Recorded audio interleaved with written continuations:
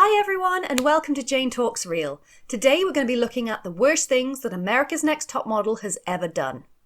Now for those of you who aren't familiar with the show, shortened often to ANTM, America's Next Top Model was a reality modelling show that had wannabe female and later on male models competing in runway shows, acting challenges and photo shoots to become the titular top model. Every week the model with the worst performance was sent home. It was created and hosted by Tyra and ran from 2003 to 2018, spanning 24 seasons or cycles as they were called. Now I've watched the show several times over as I'm both a photographer and I'm casually interested in fashion. But this show is first and foremost a pit of drama and exploitation, and secondly, a modelling show. There have been so many parts of the show that are incredibly questionable, problematic and downright uncomfortable to watch, and I'm going to be looking at those today. Now, to prevent this list from being 9 hours long, I'm going to be giving a brief rundown of each issue with examples. But if you want a more in-depth look at some of these incidents, then I highly recommend you check out Luxeria's ongoing series, How Did America's Next Top Model Get Away With This? These are in no particular order, but let's check out the worst things that America's Next Top Model has ever done. Disregarding disabilities and conditions. There have been several contestants that have fallen into this category, and they have not been treated well. Legally blind contestant Amanda from Cycle 3 was given no assistance in any of the challenges or photo shoots, most notably not being able to see the runway before she walked it, and being expected to navigate the Go-See challenge in a foreign country. When you're looking for something, vision's important. Niall, the first deaf contestant to compete, flourished in Cycle 22, but he expressed several times that he felt like he was being overlooked and ignored. He also had to do a photo shoot in complete darkness, relying on vibrations to know when the camera was going to go off. There have been a number of dyslexic contestants on the show, but I'm going to draw attention to Laura in particular from Cycle 13, who was required to read from a teleprompter while interviewing a celebrity, which was challenging to begin with. But then they scrambled the text, something they did to all the girls, and expected her not to falter. Heather of Cycle 9 had Asperger's and found it difficult in social situations. I am Justin's muse. She was thrown in with the rest of the girls with no consideration and got eliminated when she couldn't navigate the very difficult Go-See challenge again in a foreign country. Final mention will go to Gina from Cycle 24, who had alopecia. She wore a wig in the competition until the makeovers where they took it off and shaved her head entirely. This look was amazing on her, but according to a tell-all video that Gina released herself, she was told off-screen that her makeover was going to be a new wig which would be the same colour as her natural hair. This obviously didn't happen. They okayed not one, but 2 race-swapping photo shoots. Blackface and cultural appropriation are not okay. So why did Tyra and the producers think it was okay to race-swap their contestants on 2 separate occasions? In Cycle 4's Got Milk shoot, people like Noelle, Christina and Brittany had their skin painted dark, while Kenya was made up to be Asian and exotic-looking Naima was made into a white woman. Also, can we just mention that Brittany said this on the show? I'm a black girl with a nose job, come on. Just because a contestant says something, it doesn't mean it has to be aired. Then they did this all over again in Cycle 13, with the top 6 contestants taking on 2 different races at the same time, with a fashion interpretation. There's not much I can say here, but this is what they did to these girls.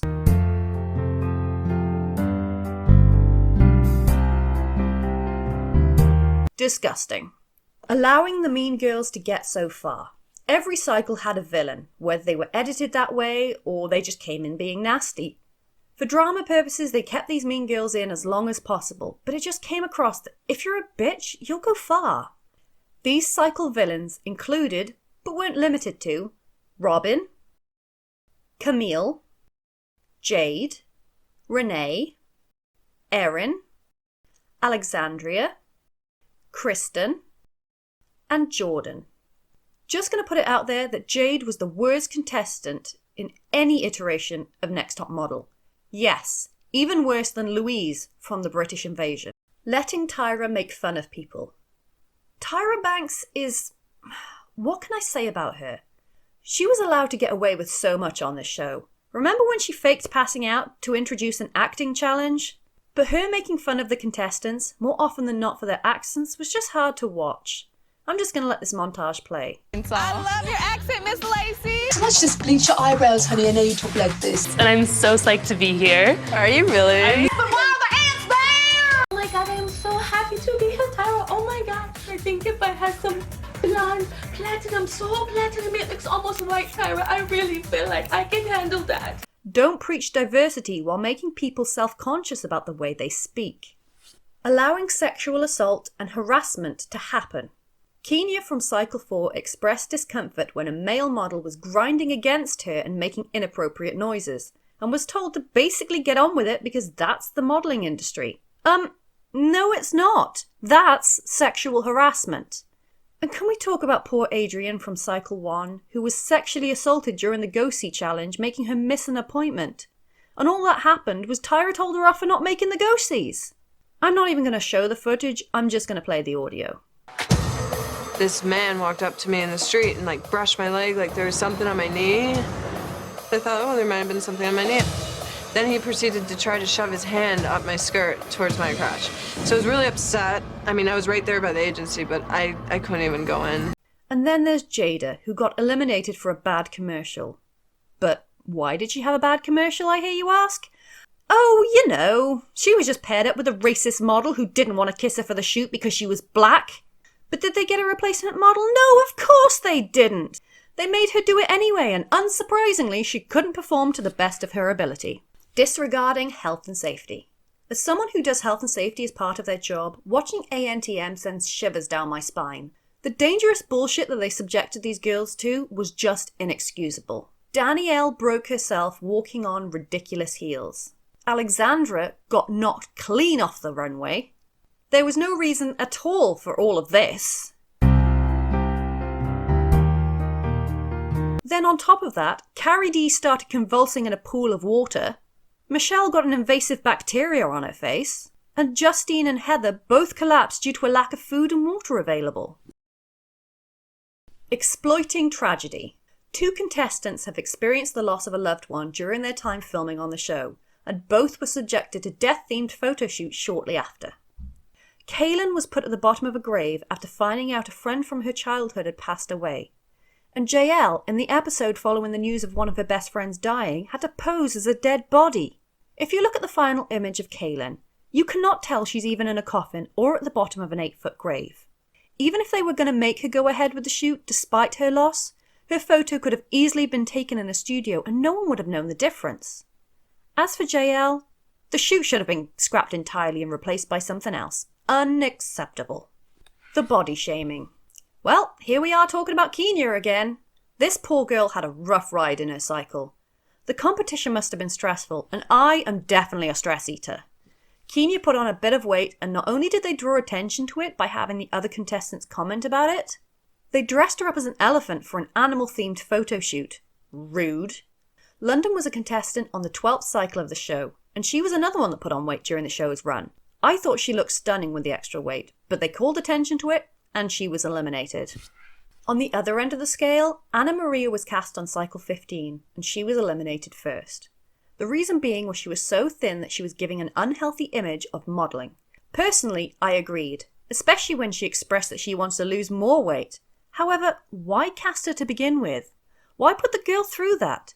If she doesn't fit the image you're looking for, then why drag her onto a programme just to humiliate her? Wait, I just answered my own question. On top of that, Anne, the winner of the same cycle, was celebrated for a tiny waist. No, just no. Deliberately picking bad photos. The idea of the show is to pick each model's best photo and judge the weakest performance. In reality, the judges pick whatever the hell photo they want regardless of how well they actually did. You can see this happening because we watched the photo shoots happening. Look at how beautiful Yuvi looks and how well she's posing, and then she ends up with this. The same happened several times over to poor Kelly. That girl left the show thinking she was ugly, but she's not. Shaming girls for wanting to quit. There have been several contestants that have quit the show over the years, and while Brandy Kay in cycle 24 was supported for her decision to leave, people like Ebony, cycle 9, and Kimberly, cycle 10 were basically told off for wanting to exit the process. Kimberly's story is incredibly tragic because she entered the competition just after the death of her partner, I believe, and realised very quickly that she had made a mistake, and she sadly passed away outside the show from what was believed to be suicide. Putting contestants in uncomfortable situations. In the real modelling world, the models are told what the job will entail before they agree to it. On the show, they get no forewarning and are expected to comply with whatever the brief is or face elimination. The nude photo shoot is probably the most obvious example of this, with both Shannon and Robin in cycle 1 refusing to do it because of religious beliefs, and Anna in cycle 2 opting out because of her child. Maria from the college cycle also didn't want to do it. Then we have India from cycle 23, who was really nervous and uncomfortable with it, but went through with it anyway. But I need to also draw attention to Kayla from cycle 15, who was sexually assaulted when she was younger, making her incredibly uncomfortable around men. But she was time and again forced to work with male models, even to the point of crying because she didn't want to kiss a male model for a commercial shoot. Letting people get away with bullying. We all remember Romeo getting kicked out of the competition because he physically assaulted Adam, but contestants over the years, as well as some judges, have been allowed to get away with bullying with no consequences. The biggest example of this is Isis, the first transgender contestant on the show who was bullied both on and off the photoshoot set. Clark, the main instigator of the bullying, was thankfully eliminated pretty early on, but poor Isis never found her stride in the competition and was eliminated the episode before Clark. Victoria from cycle 19 was a bit of an odd duck. Homeschooled all her life and with a slightly obsessive relationship with her mother, she struggled to socialise with the other girls. Because of her differences, she was bullied, mainly by Kristen. The self-proclaimed mean girl once again outlasted the girl she bullied. Robin from cycle 1 had a couple of victims of her Christian beliefs. First was Ebony, who was shunned for being a lesbian by Robin, who once again outlasted her victim. But Elise beat her by one episode after Robin attacked her atheist beliefs. Monique wiped her vagina juice on Melrose, amongst other things. And Jade broke down Gina in cycle 6, and she didn't survive. Now on to the judges.